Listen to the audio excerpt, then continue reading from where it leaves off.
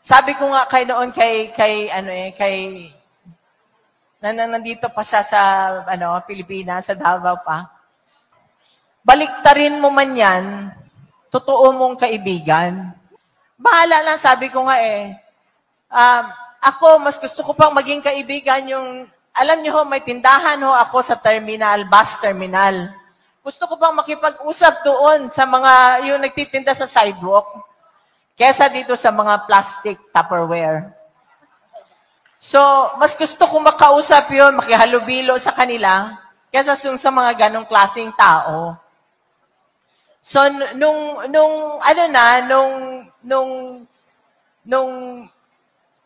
sabi ko nga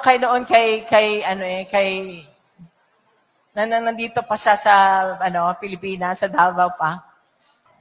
Baliktarin mo man yan, totoo mong kaibigan.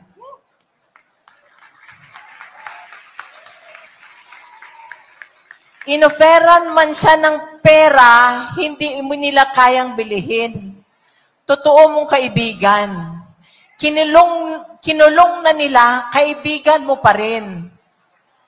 Yun ang sabi ko kay PRD noon.